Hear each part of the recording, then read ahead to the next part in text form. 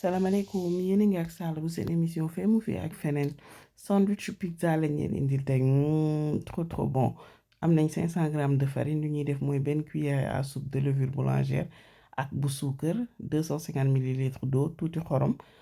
3 à 4 cuillères à soupe d'huile d'olive gis nga ko noonu ñu daal di ñëw amalgamé man pâte à pizza moom gis nga ko nii rek laa koy defee rien de compliqué et c'est tout le temps réussi. bu ko defee damay jël ndox bi di dolli di amalgamé gis nga 250 millilitres bi bu ci demee mooy gis nga pat bi day daal di normal li ngay def rek mooy détaché ko ci saladier bi carrément ba saladier bi set nga teg ci plan de travail bi daal di pétrir benn 5 à 10 minutes c'est important pat bi ñu pétrir ko gis nga ko ba mu détaché wu ci loxo pat bi nooy nepp nga delloo ko ci saladier bi daal di jël sa papier film filmer ko entièrement gis nga. bu ko defee day tàng ci biir suñu pat dina mën a pousser ñu teg ko ci benn coin bu tàng ci waañ bi bàyyi ko fa am nañ fii suñu blanc de poulet suñu ay légumes poivron vert jaune rouge la dama ci defaale courgette oignon ak oignon vert voilà loolu laa jël mix daggate ko ba mu nooy ma teg ci poêle bi daal di ciy def tuuti xorom tuuti poobar gis nga daal di koy saisir bàyyi sama mélange commencé di ñor voilà ma ñëw laal ci benn kuddu marinade bu ne mut nokkos daal di yëngal gis nga amalgamé bàyyi mu dugg ko togg ko ba mu ñor gis nga ko noonu ba ndox bi jeex tàkk comme ni ngeen koy gisee nii bu ko defee nag ma daal di ñëw laal ci benn cuillère à soupe de moutarde de miel ñaari cuillère à soupe de crème fraîche tuuti vinaigre daal di yëngal gis nga ko noonu sàppali xorom bi sàppali poobar bi sur le feu lépp normal ma daal di ñëw laal ci tuuti persil bu ma ci defee persil ba pare ma def ci tuuti fromage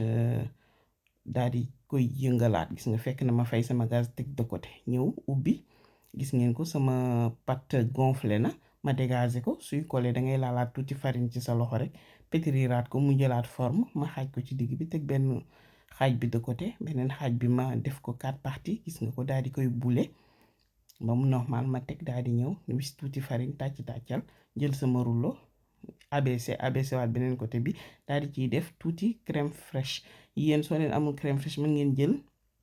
fromage à tartiner gis nga daal di koy replier boo ko plier da ngay tëj rek bàyyi doo tàccal doo def dara boo tëjee rek bàyyi crème fraîche bi mooy tax séparation boobu daal di ciy am après boo ubbee rek dalay topp ma def sauce tomate daal di ciy def soble yéen mën ngeen def bu leen neexee yeneen garniture ngeen dolli comme lu mel ni ay olive ay poivron comme vous voulez ma daal di ñëw def sama fromage ci kaw man soble kese laa def comme garniture dugal ci four bi 180 degré laa ko def benn 15-20 minutes gis nga ko mu ñor suñuy pain pizza pare na suñu farce mi ngi nii ñu daal di jàll nag defar suñuy sandwich gis nga ko boo jëlee benn man lu ma def tout simplement rek mooy daal di ciy laal tuuti ketchup ku mu neex ci stade bi nga diw mayonnaise mais pour man day gras trop comme que crème fraîche bi moo servir de séparation mayonnaise bi jaru ko man daal di teg samay salade samay sucrine gis nga ko noonu daal di cay laal ay tomate fraîche daal di jël farce bi nag ni ko ci tegg daal di ko ci tasal ndànk jëlal mais farce bi neex gu mu neex mënuma leen ko nettali trop bon ku mu neex tam mën nga changer au lieu de poulet nga def viande hachée c'est comme vous voulez regardez-moi ça non mais gis nga lii bi ma wéetoog moom ci ruq ba génn beneen affaire la mais trop bon lii lañ leen indiloon bu leen fàtte abonné aimer partage boo leen amee ay questions ci commentaire yi la merci